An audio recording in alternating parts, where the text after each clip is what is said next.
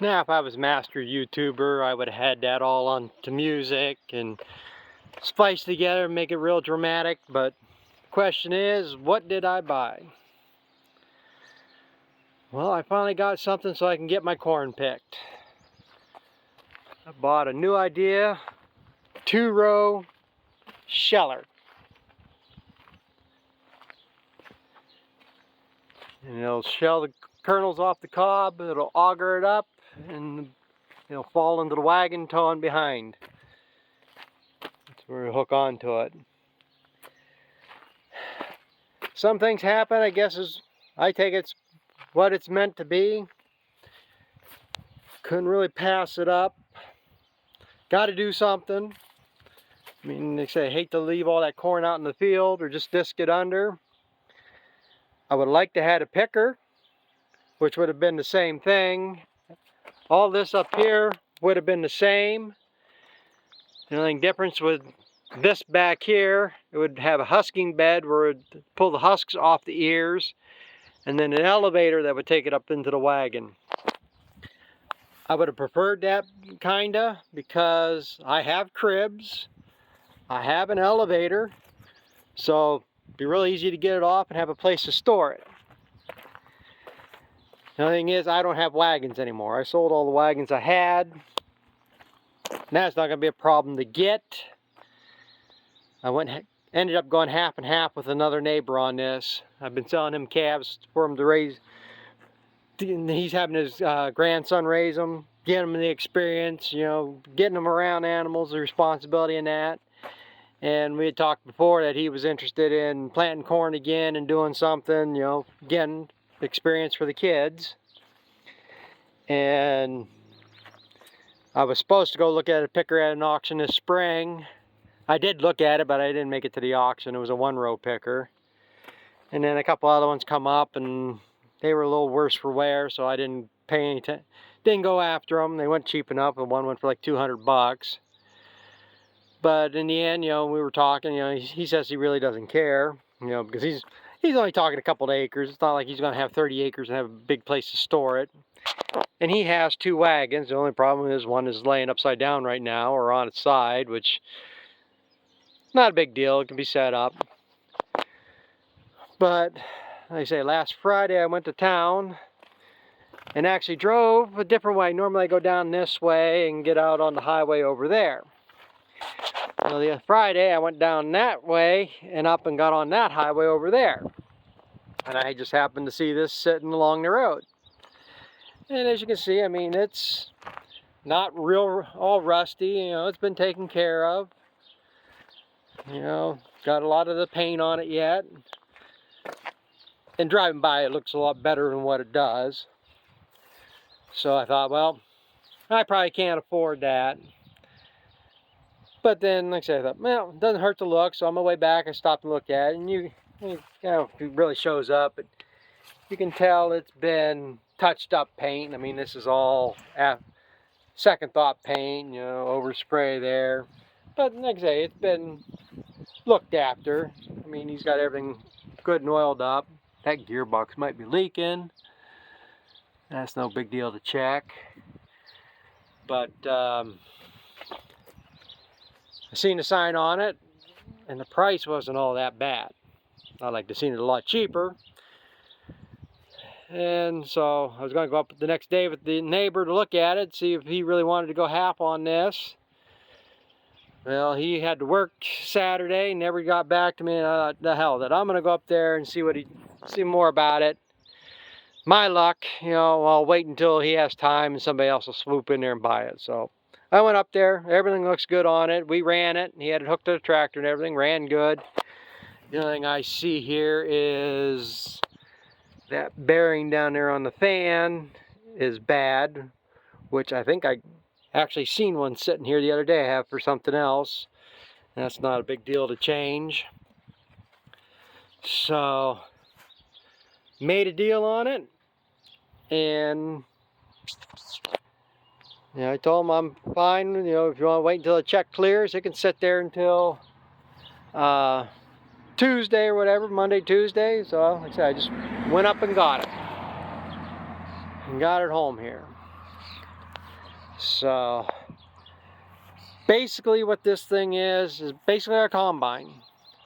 It's going to pick the ears off, it's going to go up and it's going to go through here, and it's kind of got a rotor in there. I don't know if you can see that screen. The corn's going to hit that. There's some kind of paddle system, like this is all bolted together, you know, easy way to open up to look at it. But these paddles will brush it against that screen and they'll scrub the corn off. And then the cobs will come out here, and some will come out here. This is more like dust and fines. And you can see there's cobs in there. And the corn will fall through to the bottom and get augered out here and go up and into the wagon. So this gives me the option to get my corn off. The only problem is this is a narrow row picker, which means it'll pick, oh come on, hook onto something. Narrow row pickers are set up to pick basically 28, 30, 32, 34 inch rows. Then there's a wide row, which I used to have a wide row 2-row picker, and there's just set out a few inches wider, and they'll pick 36, 38, and 40 inch rows. Now I plant 36 inch rows, so this is borderline.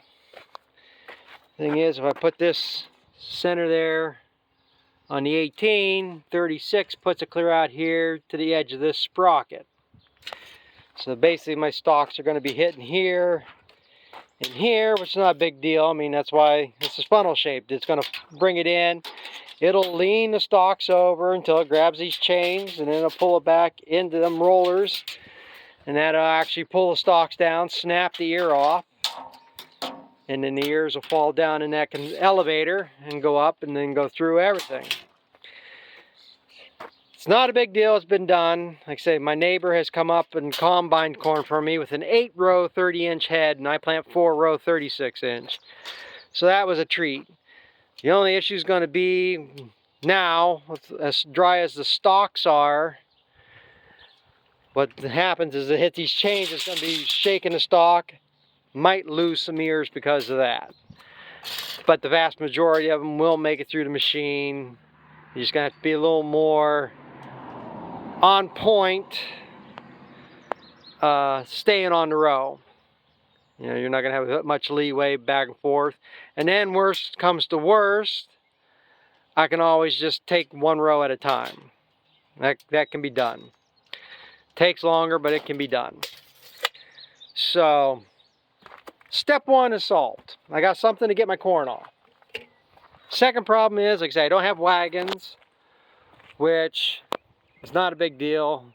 I think if I talk to my brother-in-law, they got 1 or 2 wagons I can get. This neighbor's got at least 1 wagon that's runnable. Trying to think who else. Well, I got another neighbor, but I think their wagon might be a little bit too high for that. I don't know. But that's an option. Now the next problem is what the hell I'm going to do with the corn once I get it on the wagons. I don't have no place to store it. I really don't want to tow gravity wagons. It's probably about 15 miles to the mill to store it or to get it ground to my feed. That's going to be the next problem. If this corn has mold in it, they're not going to let me put it in storage. So I'm either going to have wagons to put it on, or I'm going to have to do something else. And if I can get it off on the wagons, then I can take it over as I need it to grind. I mean, depending on how much or what mold it is, it's not going to be that big of a deal. I do have a dump trailer. Problem is getting on there. I don't have an auger, but I can always take the skid steer, bucket it the corn, you know, fill the bucket up, dump it in the trailer. I mean, that'll hold, should easily hold a gravity wagon load of corn, and then I can haul it over there and dump it in. So I got options. It's just going to be a lot of monkeying, but for what's out there and what it's going to save me, it's worth the monkeying. Now if I had an auger, I have 2 bins over there. Only one of them I use for feed. The other one's been empty. If I had an auger that would reach up there, I could store several loads of corn in that and then take it out as I need it. But I'm not sure which neighbor would have an auger that's either not 70 foot long or, 20 foot long, one that would work to fill that. So I got progress in the making here. So, and it's stuff like this that gets me a little optimistic that maybe I can pull through this, things are going to work out. Because like I say, this was less than 2 miles away. I mean, you couldn't get a better place to go get it and stuff. And then today I took some tires down to get fixed. And I stopped at the mill down there. Because that's the thing, now that I don't have the corn to chop this year, and I need feed yet, my next option, being this is what, June 14th, my next option I can do is sorghum Sudan grass. And like I said, I got this field here to put it in. There's 9 acres, 10 acres behind the house here, the corn I got to get off, and there's probably another 5 acres. And then another acre field, I got probably 18 to 20 acres right here that I could put sorghum Sudan grass in once I get this corn off. Just a matter of getting the seed. So I was afraid, there's a shortage of everything in this world because of the idiots we got in running our country. I didn't know if I was going to be able to get any, and the prices were skyrocketing. I didn't know if I was going to be able to afford it. So I thought, I'll stop down there, see if they got it, see if they can get it, what it's going to cost. Well, they had 30 bags in stock, and it takes roughly 40 to 50 pounds per acre, depending. The heavier you seed it, the finer the stem's going to be. So I think I was seeding it at 40 pounds, the last stuff I did. So I figured 15 bags ought to get me 15 to 20 acres. And they said they had 30 there. I said, all right, what's the price of it? I was expecting god-awful, $80, $90, $100. $36 a bag. So I'm going to be able to put in 15 to 20 acres of sorghum Sudan grass. If I get them 15 bags, I'll be happy. If I run out of seed and I can get more, I'll get more. But it's just shy of $600, and I'm planning on 15 acres of it, whether I coat 20 acres or whatever, So that's the second thing that's making me optimistic here now, that I got a plan now for feed. Thing is, first thing now, here's the whole plan. I was going to chop all the grass I could chop. Now the plan is to finish this bag that I'm on, which might take all the grass I was planning to chop anyhow, but whatever finishes this bag, I'm done. Because I need the hay. Between second cutting, third cutting, and sorghum Sudan grass, I should easily fill 2 more bags. I would almost think it would do 3 bags total. If I get 2 bags, I should be pretty close to having enough feed for the cows anyhow for the winter. The question is how much I'm going to have to keep how many heifers I need around here. So like I say, heifers might be going along as we're going, depending on how much feed. It's a matter of getting feed for the milk cows. If I can get the sorghum Sudan grass in here by the 1st of July, I should be able to get 2 cuttings out of that. That stuff's supposed to be able to be cut in 35 to 40 days. So if I can get it cut in the middle of August, and we get a later frost towards October, I should get a second cutting. So I might squeak out of this with enough feed here yet.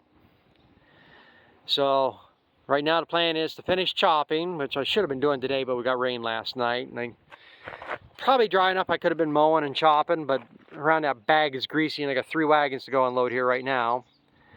But we got, I'm going to get them unloaded and keep working on that. Once I'm done chopping, I need to start getting this corn picked. And it's going to take me 2 or 3 days. I need to haul manure on, at least on that one field. This field's had manure on it. And 2 other fields I got 1,500 pounds of fertilizer left here from last year. I can go up there and spread that on them fields. And then, like I say, it's going to be a lot of jumping back and forth, trying to get hay made, try to get this plowed.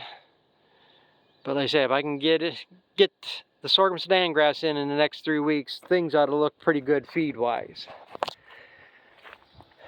The only thing that keeps me pessimistic is getting money around to do all this. It's still day by day shit for money wise. And like I say, if the money would come in that I got supposed to be coming in, there'd be no problem here. Or if I could get production up. And that's what I'm hoping here right now. It seems to be up here a little bit. I mean, it's too early to tell. I've only been feeding this haylage for 3 days. I am upping the amount on them. And I got to get more grain in the mix here yet. But if they can show any amount of increase in production to somewhat near normal, I mean, I need to almost double. They should easily double production. It's where I need to be minimum. So, but I am starting to see an increase of this. Hopefully it'll keep going. I got several cows here to freshen here yet. This one's due here pretty much any day. I got another shorthorn to do it any day. But I got several to dry up here too. But that's the thing, the ones that dry up ain't milking much. So there's still some optimism about the increase, but some things still got to change on that. So this is just going to be a basic layout of what's to come here, what I got to do, what's coming. So right now I'm going to go find a place to park that so I can go get these wagons unloaded. So they still have rain in the forecast for tomorrow, but if it ain't raining tomorrow, then I'm going to be mowing hay down and chopping it and getting that bag done. So I guess I've rambled on long enough. This is probably going to be more boring video, but that's what's in the works. So thanks for watching.